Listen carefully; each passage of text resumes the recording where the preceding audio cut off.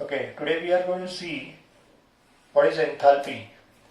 One of the most important topics as far as thermodynamics is concerned, chemical thermodynamics and energetics. So we have enthalpy. First point here, enthalpy, it is denoted by capital H. This is a symbol for enthalpy. Secondly, I'm going to write the definition. Second point is the definition. It is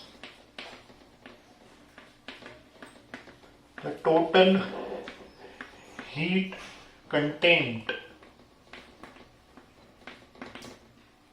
Let us try and understand this definition. This word contained by itself means a total sum of a few things contained, right? So we need to understand one thing here. I'll give you an example of content, right? Every textbook has an index which is a content of chapters, right? Chapter 1, chapter 2, chapter 3, chapter 4 together is called as the index, that is the content of the textbook or any book. On the same lines, any human body has different amount of heat in different parts. It is Q1, Q2, Q3, Q4, Q4. So this heat plus heat plus heat plus heat together, summation of heat together is called as enthalpy. It is the total heat contained. Now the question arises, why heat plus heat plus heat is enthalpy? Why not heat plus heat plus heat is heat? You see? When we add temperature with temperature, it is some temperature, na? Temperature plus temperature is temperature, mass plus mass is mass. Then why not heat plus heat is equal to heat? There is a reason to it. See, heat basically is what type of a function, a state function or a path function? It is definitely a path function, and you should know that path function plus path function should become a state function, right? There is first law of thermodynamics, and which says that delta U is equal to Q plus W. Delta U is change in internal energy, Q is heat, W is work. Now you know that this is a path function. Work is again a path function. So path function plus path function. And what about this? This is a state function. So on the same lines, when I add heat plus heat, that is path function plus path function, cannot be heat. It cannot be a path function. It has to be a state function, and enthalpy is a state function. That is why heat plus heat is enthalpy. Third point in enthalpy, here I'm going to give you a formula which says that enthalpy is equal to U plus PV. So with the help of this formula, I can easily say that, or I can have one more definition, alternative definition for enthalpy. Enthalpy is defined as the sum of internal energy and pressure volume type of energy. You see, product of pressure and volume is also energy. With the help of units, you can see pressure is, let's say, Newton per meter square and volume in meter cube. So this gets cancelled. You are left with Newton meter, right? Newton meter means joules, so it is some type of energy only. Correct or not? So enthalpy is defined as the sum of internal energy and pressure volume type of energy. This also proves the first law of thermodynamics, that energy can neither be created nor be destroyed. It can be converted from one form to another form. See, this is one form of energy, this is another form of energy, and their sum is equal. You cannot create or destroy, right? So this is the formula. With the help of this formula, I can also write one statement here, that is, since internal energy, pressure and volume are, all these three involved in this formula are what? State functions. That means they only depend on initial state and final state, are state functions. Therefore, enthalpy is also a state function. Hence it is proved enthalpy is a state function. State function जो होता है उसको delta लगता है. उससे related अपना next point आएगा, fifth one, है ना. We can say that delta H is equal to delta U plus P delta V. See state function है मतलब डेल्टा लगेगा. करेक्ट ना. ये एंथैल्पी का फॉर्मूला, ये चेंज इन एंथैल्पी का formula. Delta H is equal to delta U plus P delta V. यहाँ पे प्रेशर कांस्टेंट है ना. You need to observe this.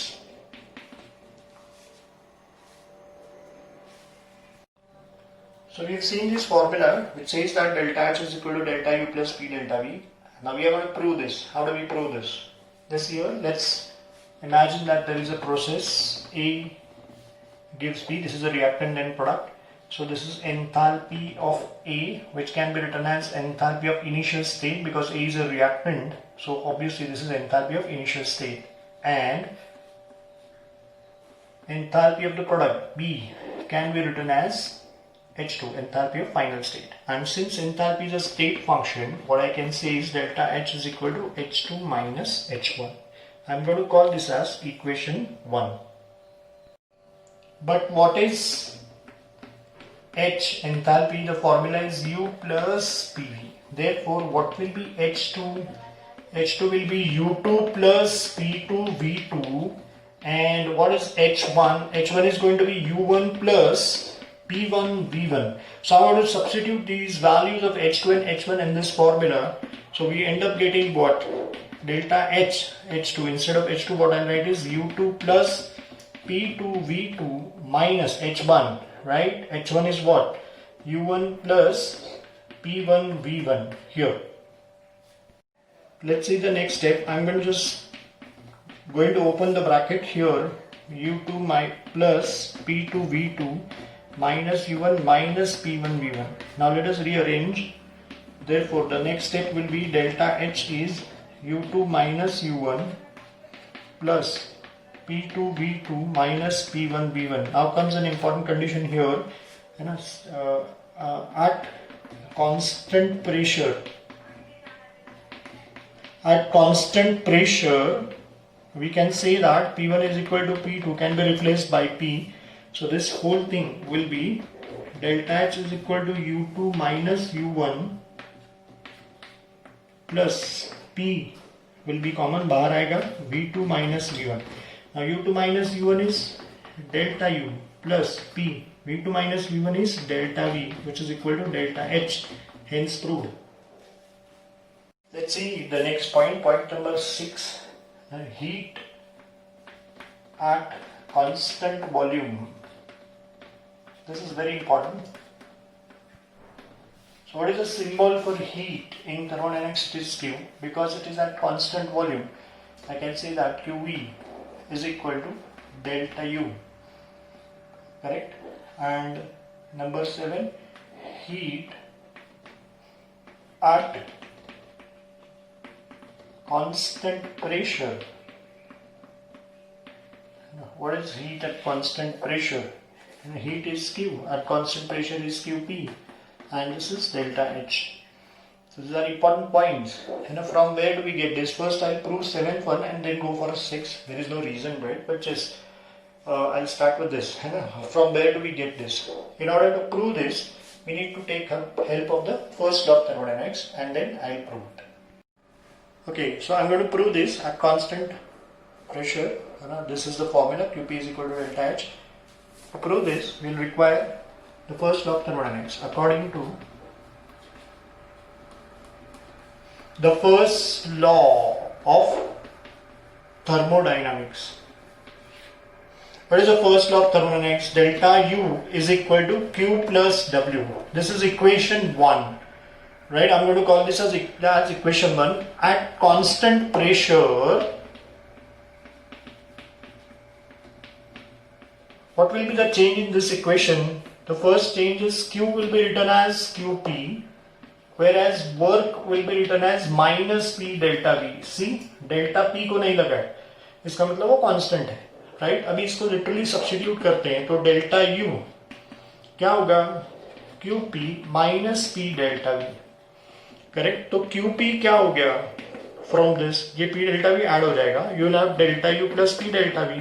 But ये हम प्रूव कर चुके हैं right hand side, delta U plus P delta V यानी डेल्टा H होता है. Hence proved QP is equal to delta H.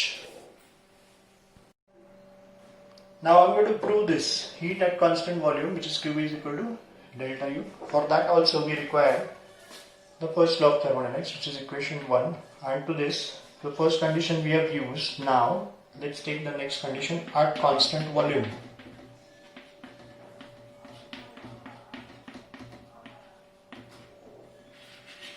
What are the changes? First thing, इस equation में क्या चेंज होगा? Q की जगह QV आएगा, correct?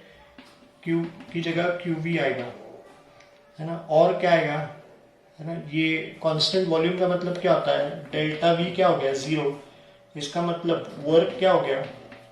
Which is minus T delta V होता है. डेल्टा V 0 हो जाएगा तो वर्क तो 0 हो जाएगा. तो फिर original first law of thermodynamics, delta U is equal to Q plus W, लेकिन Q की जगह QV लिखेंगे और W तो 0 है, मतलब इतना ही रहा, तो प्रूव हो गया, करेक्ट ना? Heat at constant volume is delta U. Let's see point number 8 here, which gives the relation between QP and QV. Heat at constant pressure is equal to heat at constant volume plus delta nRT. This is the formula. I'm going to prove this, right? To prove this, we will require all these things जो हमने किया है, तो इसको ऐसे ही रखते हैं, लेकिन इसका प्रूफ यहाँ से शुरू होता है. अकॉर्डिंग टू द डेफिनेशन, इसका डेफिनेशन डेल्टा H का, what is the definition? Delta H क्या होता है? And it is H2 minus H1, right? या फिर हम लोग जो फॉर्मूला प्रूव किया है वो लेते हैं, delta U plus P delta V, ऐसे ले लेते हैं, करेक्ट ना? ये डेल्टा H का फॉर्मूला आपको मालूम है. Delta H H2 minus H1 तो होता ही है, लेकिन ये भी प्रूव किया ना हमने 5वें नंबर पे, उसको ले लेते हैं. इसको मैं कहता हूँ इक्वेशन 1. बाकी यहीं से करना है. ये इसको रोमन 1 दिया है, ये पूरा इसको कह देते हैं इक्वेशन 2 इंग्लिश में, और ये इक्वेशन 3. तो ये प्रूफ में सब लगने वाला है, इसके लिए वापस लिखा नहीं. अब यहाँ पे देखते हैं. Tell me according to ideal gas equation, what is the formula ideal gas equation का? क्या फॉर्मूला आता है? PV is equal to nRT, ठीक है ना? तो P2V2 है ना, क्या हो जाएगा? N2RT2. R को 2 नहीं होगा, वो कांस्टेंट है, करेक्ट ना? And what will be P1V1? P1V1 will be N1RT1, ये कांस्टेंट है. तो अभी सपोज मैं ऐसा लिखूं, P2V2 minus P1V1, what will be this? This will be N2RT2 minus N1RT1. Now at constant temperature and pressure, ये change हो जाएगा. क्या होगा? प्रेशर टेम्परेचर कांस्टेंट किया तो PV2 minus PV1 will be equal to N2RT minus N1RT. ये मैंने इसके लिए लिया क्योंकि ऐसा लॉ है, अवोगाड्रोस लॉ है. Under the identical conditions of temperature and pressure, equal volumes contain equal number of moles. मतलब volume is directly proportional to number of moles when temperature and pressure is constant. मेरी मर्जी इसके लिए लिया नहीं है, Avogadro's law है, correct और नॉट? वॉल्यूम बदल रहा है, नंबर ऑफ मोल्स भी बदल रहा है. So what will be the LHS P constant निकला तो V2 माइनस V1, और यहाँ पे RT कॉमन निकलेगा, N2 माइनस N1 रहेगा, ऐसे. और what is this? This obviously P delta V and this is delta nRT. ये तो अपने को और एक फॉर्मूला मिल गया. फिलहाल मैं इसको इक्वेशन नंबर 4 ऐसा कह देता हूँ, राइट? अभी इन सभी को हम लोग सब्स्टिट्यूट करते हैं. जस्ट हियर प्लीज, ये जो है ना इक्वेशन 2, इक्वेशन 3 और इक्वेशन 4, इसको मैं इस इक्वेशन में सब्स्टिट्यूट करता हूँ. So delta H according to equation 2 क्या है? QP, तो लिख देते हैं QP. आगे delta U according to equation 3 क्या है? QV. So it is QV. आगे बढ़ते हैं. पूरा P डेल्टा V है ना, P डेल्टा V किधर गया? ये what is that? Delta nRT. ये तो प्रूव हो गया, करेक्ट और not? QP is equal to QV plus delta nRT.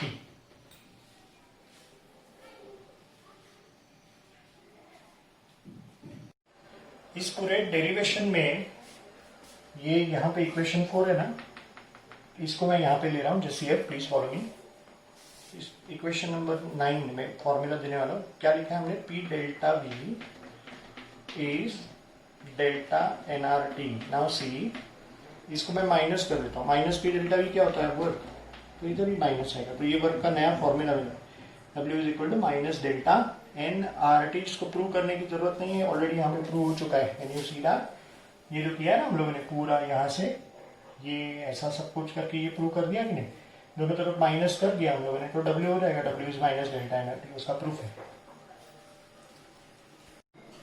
ये जो फॉर्मूला नंबर 8 है, इससे रिलेटेड एंट्रेंस एग्जाम के लिए कुछ आइडियाज मैं शेयर करता हूँ। उसको पॉइंट नंबर 10 ले लेते हैं। वैसे तो फॉर्मूला आपको मालूम है, उसमें अगर डेल्टा n आपका पॉजिटिव आएगा, है ना, then QP will be greater than QV। तो इससे सम जल्दी सॉल्व हो जाएगा। अगर डेल्टा n नेगेटिव है तो फिर उल्टा होगा, QV will be greater then QP। और तीसरा जो बहुत ज्यादा आता है एंट्रेंस में, डेल्टा n अगर 0 होगा तो QP और QV इक्वल हो जाएगा। ओके, ये जो हमने लिखा है 10th पॉइंट, ये ऐसा क्यों होता है वो एक बार देख लेते हैं। आप फॉर्मूला जानते हैं, QP is equal to QV plus delta NRT, right. इसको थोड़ा अगर मैं ऐसे लिख दूं, ये माइनस, तो ये इक्वल हो जाएगा ऐसे, QP minus QV is equal to delta NRT। अब इसमें पहला इक्वेशन डालते हैं, ये पहला कंडीशन डालते हैं, if delta n is positive, delta n positive रहेगा तो पूरा डेल्टा NRT, ये पूरा प्रोडक्ट पॉजिटिव हो जाएगा। और सब्सट्रैक्शन का आंसर पॉजिटिव है, मतलब फर्स्ट टर्म सेकेंड टर्म से बड़ा आना चाहिए। लेकिन अगर डेल्टा n नेगेटिव है, डेल्टा n अगर नेगेटिव रहेगा तो ये पूरा डेल्टा NRT नेगेटिव हो जाएगा। सब्सट्रैक्शन का आंसर नेगेटिव है, इसका मतलब सेकेंड टर्म फर्स्ट टर्म से बड़ा होना चाहिए, QV QP से बड़ा है। और अगर डेल्टा n 0 है, ये डेल्टा n 0 तो पूरा डेल्टा NRT 0 हो जाएगा, इसका मतलब QV should be equal to QP। In this point number 10, I have just discussed a trick how to quickly solve sums based on the formula that is QP is equal to QV plus delta NRT। कैसे time बचा सकते हैं, question देख लेते हैं। एक reaction दिया, this is formation of water, H2 gas plus half O2 gas gives H2 liquid। If the heat at constant pressure for the above system is minus 286 kilojoules per mole at 298 Kelvin, then calculate its heat at constant volume at the same temperature and R is given. For this given system, the heat at constant pressure is given, means QP is given to you, correct, which is this much, and they're asking you to find out the heat at constant volume. That means they're asking you to find out QV, correct or not. So what is delta N for this? Delta N is going to be, you know, this is number of moles of gaseous product minus number of moles of gaseous reactants, ये formula है। Number of moles of gaseous product, GP मतलब gaseous product, minus number of moles of gaseous reactants, right. अब देखते हैं, product तो gaseous है ही नहीं, तो इसका 1 मोल नहीं लेना है, तो ये 0 आ जाएगा, माइनस 1 प्लस हाफ, ये ऐसे आएगा, करेक्ट और not, that is going to be 3/2। So your answer is going to be minus 3/2 mole. मतलब आपका आंसर क्या आया, नेगेटिव आया। Can you see that? यहाँ पे आइए, डेल्टा नेगेटिव आया, मतलब QP और QV में से QV बड़ा रहेगा, QV बड़ा रहेगा। अब आपको क्या दिया है, ये क्या दिया है, what is this given, heat at constant pressure minus 286 ये दिया है, और QV आपको पूछा गया ये जो इससे बड़ा है ना। अभी माइनस 286 से बड़ा 4 ऑप्शन में क्या देखने का, माइनस 285 की तरफ निगेटिव साइन के साथ लेना है, नंबर लाइन में जैसे हम लोग देखते हैं उस हिसाब से माइनस 286 से बड़ा, इसका मतलब माइनस 285 की तरफ। अब 4 ऑप्शन में वो एक ही ऑप्शन ऐसा रखेंगे तो आप उसको इजीली मार्क कर सकते हैं। ट्रस्ट मी ऑन दिस कि वो एक ही ऑप्शन ऐसा रखेंगे तभी वो फास्ट हो सकता है। इसको अगर हम लोग HSC मेथड से करेंगे बहुत ज्यादा समय लगेगा, कैसे, बहुत डिफिकल्ट हो सकता है, मैं आपको बताता हूँ। इसी सम को अगर फॉर्मूला से करना है, ये फॉर्मूला है QP is equal to QV plus delta NRT, जिसमें आपको QV निकालना है। So it will be what, QP minus delta NRT। तो QV क्या आएगा, QP दिया गया माइनस 286, ये फॉर्मूला का माइनस और डेल्टा n खुद माइनस है, तो ये प्लस हो जाएगा 3/2। फिर R 8.314 सिर्फ लेंगे तो यहाँ पे गलती हो जाएगी, क्योंकि ये जूल्स में है, देखो ये किलो जूल्स में, और ये जूल्स नहीं चलेगा, तो इसको किलो जूल्स में कन्वर्ट कर रहा हूँ 1000 into 298। Do you understand this? ऐसे फिर माइनस और ये प्लस, तो ये माइनस 285 की तरफ निकल जाएगा, जो मैं ऑलरेडी बता चुका हूँ। ये कैलकुलेशन कितना डिफिकल्ट है आप देख सकते हैं, इसके लिए यही मेथड बेहतर है, इससे हम लोग प्रेडिक्ट कर सकते हैं। Are you getting it around? नहीं तो अप्रोक्सीमेशन से करना पड़ेगा। और इसको मैं इस तरीके से याद रखता हूँ, डेल्टा एन इज पॉजिटिव, एक कंडीशन इजीली याद होगा, पॉजिटिव का स्पेलिंग पी से शुरू होता है, तो जिसके पैरों की तरफ पी है ना वो बड़ा है, ऐसे मैं हमेशा याद रखता हूँ, मतलब तीनों लिखना नहीं पड़ता है। I will repeat, delta N is positive, positive का स्पेलिंग पी से शुरू होता है, तो क्यू के पैरों की तरफ जिसके यहाँ पे पी है वो बड़ा है, ऐसे मैं याद रखता हूँ, तो दूसरा उल्टा हो जाएगा।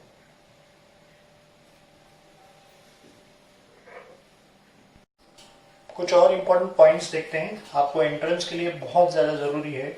डेल्टा एच को कैसे पढ़ते हैं? Can be read as enthalpy, simply इसको एंथैल्पी भी पढ़ सकते हैं, या चेंज इन एंथैल्पी, क्योंकि चेंज इन एंथैल्पी भी एंथैल्पी ही होता है, करेक्ट ना? एंथैल्पी माइनस एंथैल्पी तो एंथैल्पी होगा कि नहीं? सो एंथैल्पी या चेंज इन एंथैल्पी या simply heat of a reaction. कई सारे रिएक्शंस हम लोग पढ़ने वाले हैं, फॉर्मेशन, कंबशन, न्यूट्रलाइजेशन, एटमाइजेशन, उन सभी में है ना डेल्टा एच का सिंबल आएगा, और सिंबल्स मैं आपको सिखाऊंगा, राइट? हम लोग थर्मोकेमिस्ट्री जब शुरू करेंगे मैं सबके सिंबल्स सिखाऊंगा। So this is very important कि डेल्टा एच को कैसे पढ़ना है। 12th point again very important, enthalpy of an element in its free state, that is uncombined state in a reaction is taken as 0। ये भी आपको numericals में help करेगा। 12th पॉइंट समझने के लिए मैंने एक रिएक्शन लिया है, this is combustion of methane, जिसमें ऑक्सीजन यहाँ पे जो है ना, ये इसको कहते हैं फ्री स्टेट। फ्री स्टेट अकेला है वो, अनकम्बाइंड स्टेट है। ऑक्सीजन यहाँ पे भी है लेकिन वो कंबाइंड स्टेट में है, यहाँ पे भी है कंबाइंड स्टेट में, कंपाउंड, यहाँ पे वो फ्री स्टेट में, तो इसका एंथैल्पी 0 लिया जाता है हेज लॉ के सम्स में। आप आगे हेज लॉ पढ़ेंगे। Delta H is summation of delta H of products minus sigma summation of delta H of reactants. तो आपके ये प्रोडक्ट्स है, तो delta H of CO2 can you see that, and delta H of water को 2 से multiply करना है, स्टोइचोमेट्रिक coefficient से मल्टीप्लाई करना है। This is delta H of the products as per the formula, minus delta H of the reactants, reactants में methane और ये है, तो डेल्टा एच ऑफ मीथेन तो ये आएगा 2 into delta H of O2, और इसकी मैं बात कर रहा हूँ, इसको लिया जाता है 0, ये आपको नहीं दिया जाएगा, है ना? ये हमेशा 0 लेना है। इन सभी का डेल्टा एच आपको दिया जाएगा, इसका देते ही नहीं क्योंकि ये 0 होता है। That is what you need to understand while solving the sums of Hess law.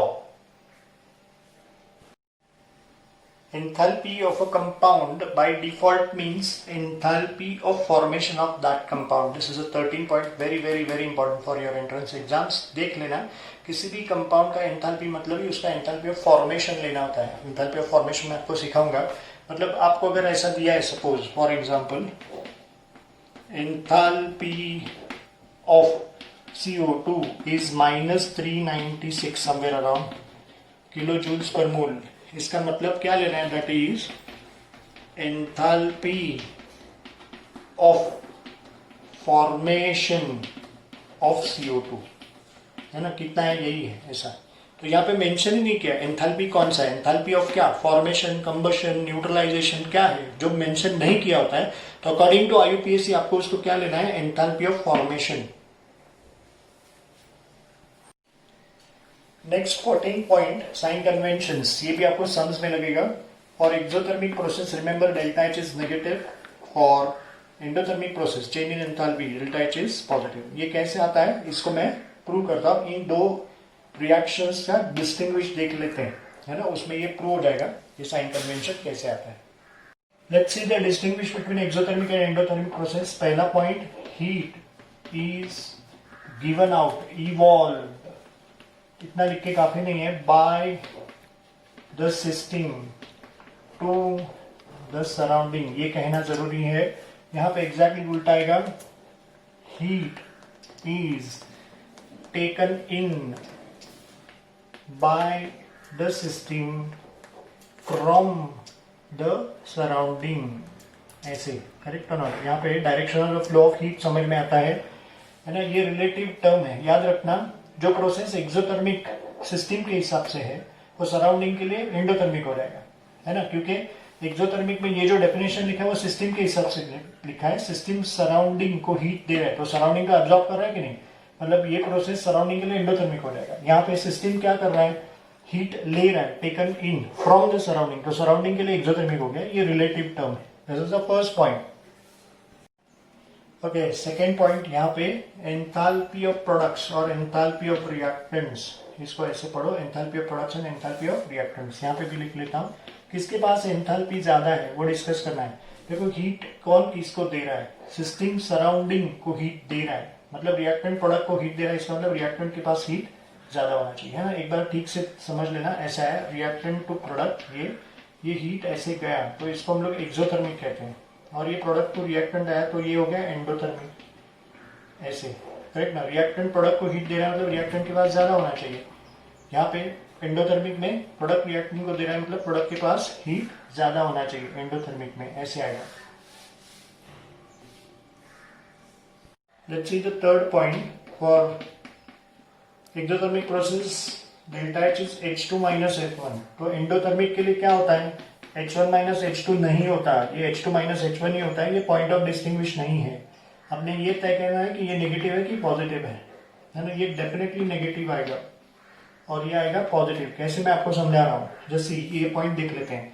Product, enthalpy of product, product मतलब फाइनल स्टेट, इसके लिए H2. रिएक्टेंट मतलब इनिशियल स्टेट H1, और H1 H2 से बड़ा है, ये हम लोग ऑलरेडी प्रूव कर चुके हैं. अब यहाँ पे देखिए H1 H2 से बड़ा है, सब्सट्रैक्शन का सेकेंड टर्म फर्स्ट टर्म से बड़ा है, मतलब आंसर ऑफ सब्सट्रैक्शन नेगेटिव ही आना चाहिए.